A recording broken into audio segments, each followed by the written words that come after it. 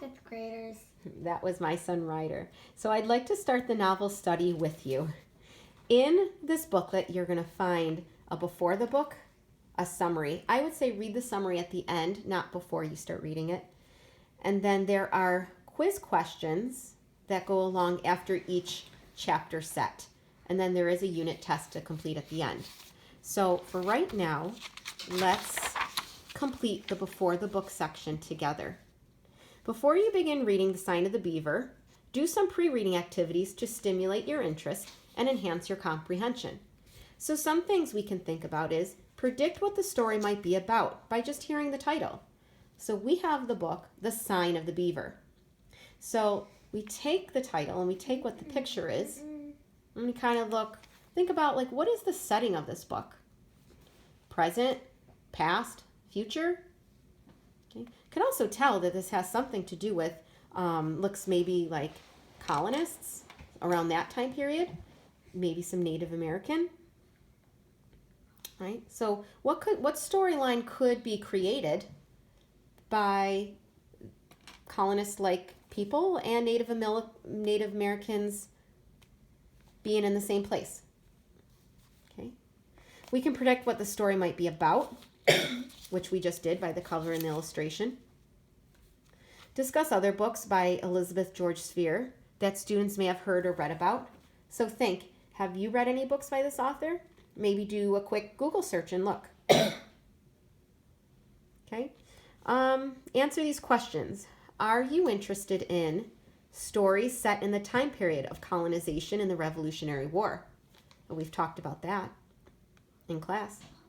Stories about one young person faced with learning to survive alone in the wilderness. Ooh, that book reminds me of one of the most famous books around the classroom is Hatchet by Gary Paulson. And I do believe we read a small excerpt from Hatchet called I've Got Fire.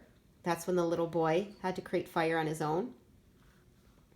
Stories which involve a special friendship between two people of different cultures or races.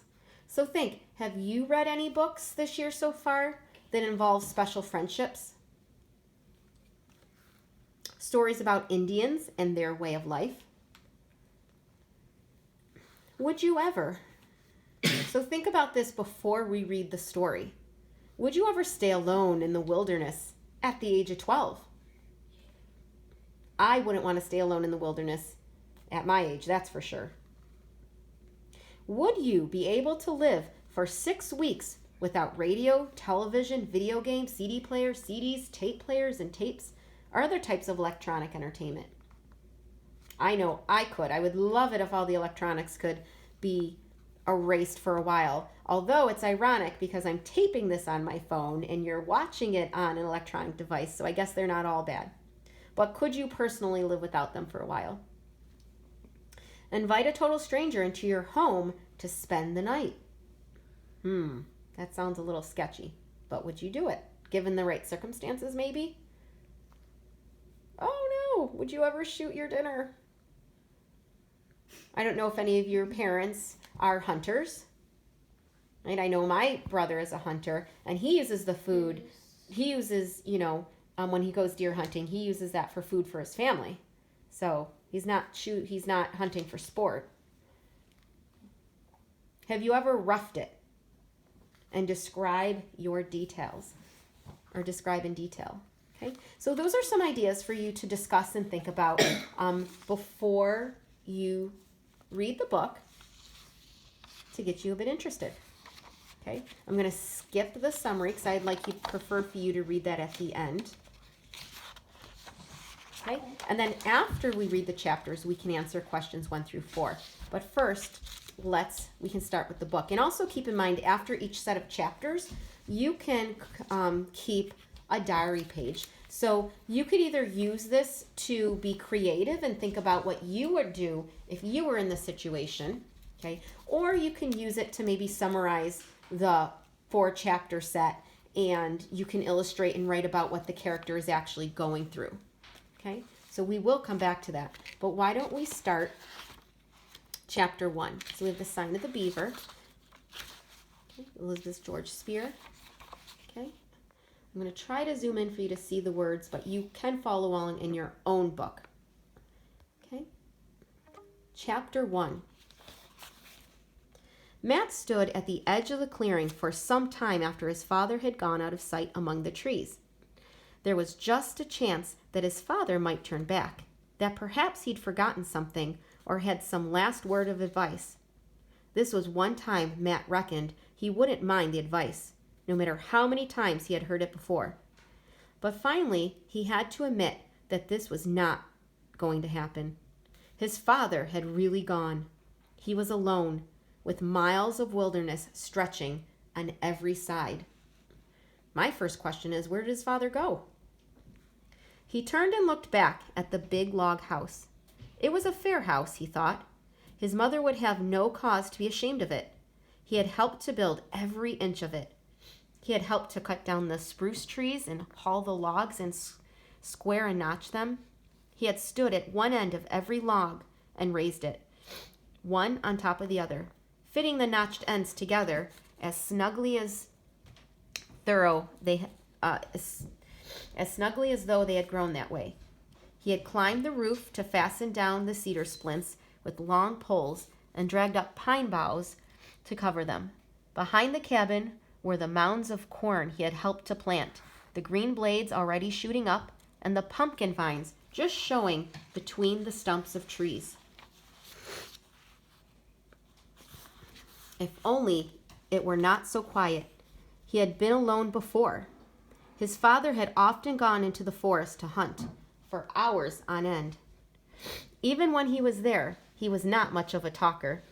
Sometimes they had worked side by side through the whole morning without speaking a single word.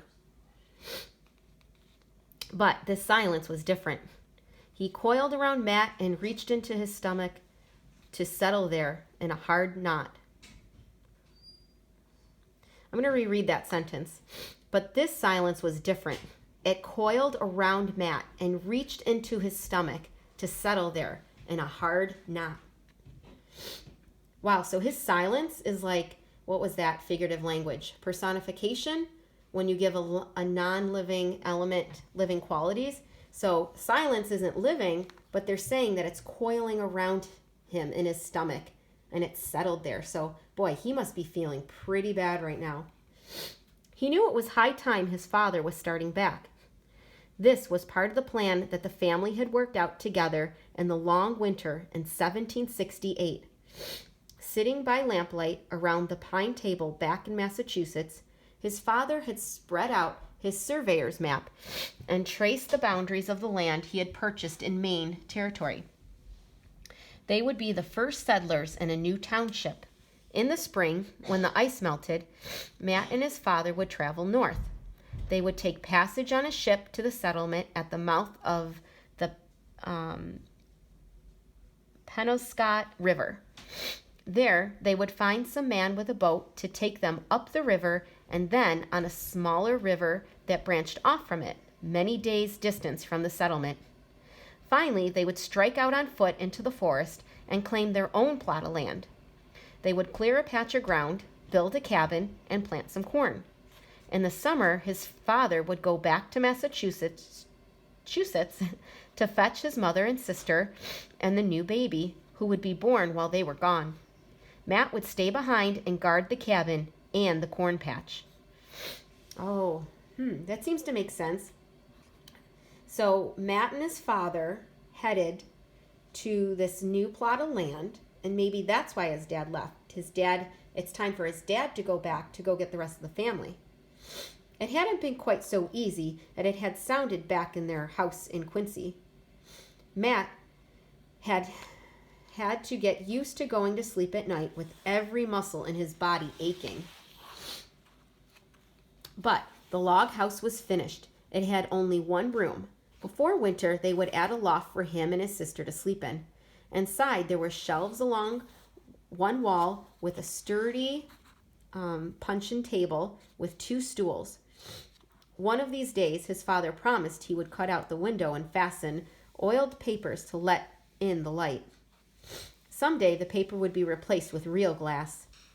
Against the wall was a chimney of smaller logs, daubed and lined with clay from the creek. This, too, was a temporary structure. Over and over, his father had warned Matt that it wasn't as safe as a stone chimney and that he had to watch out for flying sparks. He needn't fear. After all the work of building this house, Matt wasn't going to let it burn down about his ears. 6 weeks, his father had said that morning, maybe 7. Hard to reckon exactly. With your ma and sister, we'll have slow going, especially with the new little one. You may lose track of the weeks, he had added. Easy thing to do when you're alone. Matt might be well to make notches on a stick, 7 notches to a stick. When you get to the 7th stick, you can start looking for us. A silly thing to do, Matt thought, as though he couldn't count the weeks for himself, but he wouldn't argue about it, not on the last morning. Then his father reached up to a clink on the log wall. Chink. Then his father reached up to a chink in the log wall and took down the battered tin box that held his watch and his compass and a few silver coins. He took out the big silver watch. Every time you cut a notch, he said, remember to wind this up at the same time.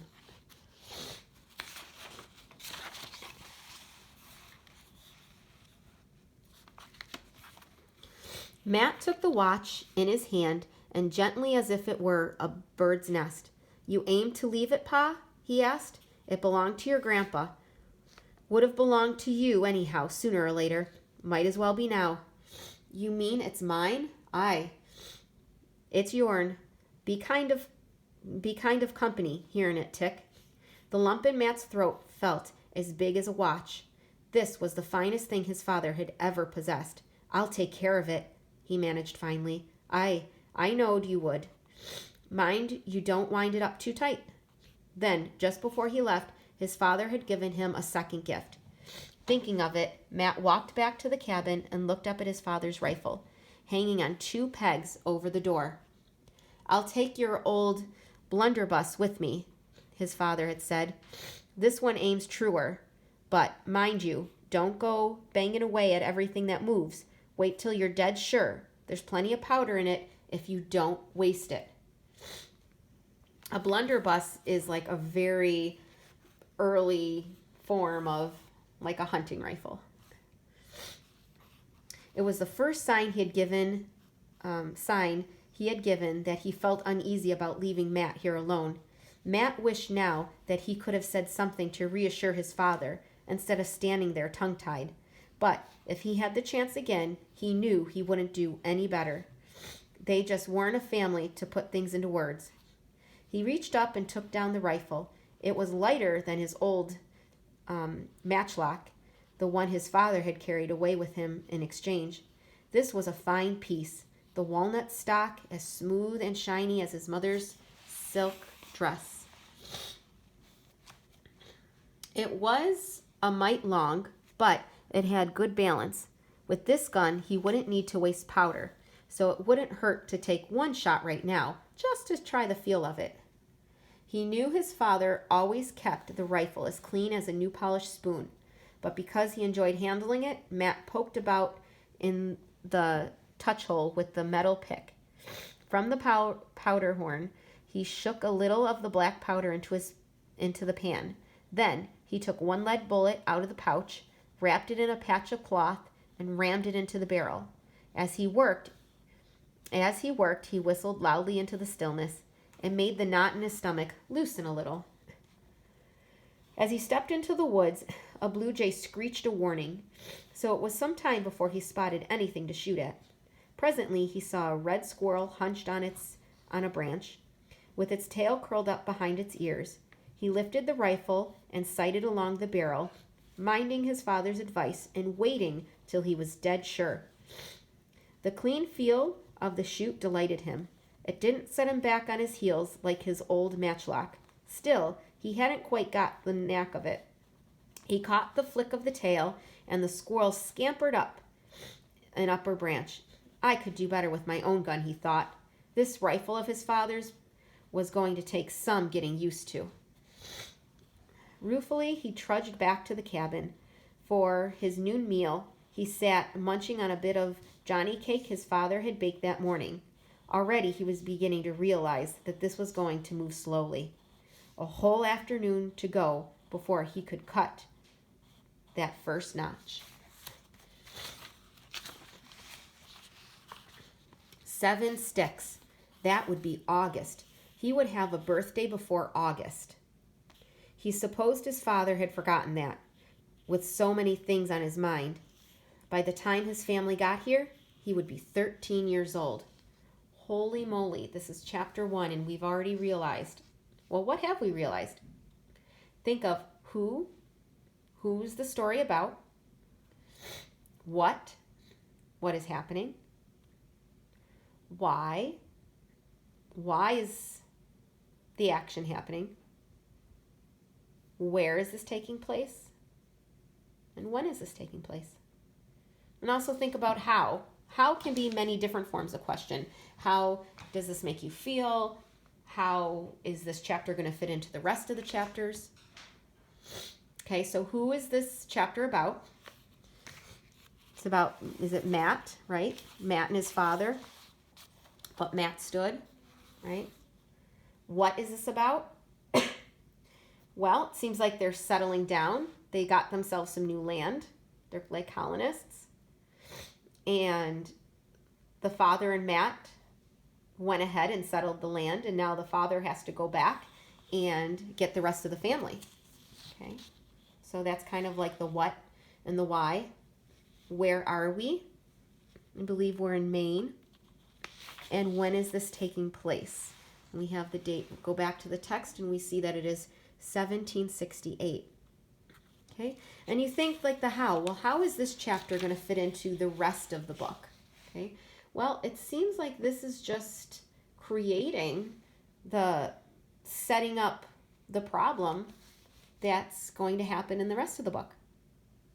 So tune in again where we will read chapter 2. Bye.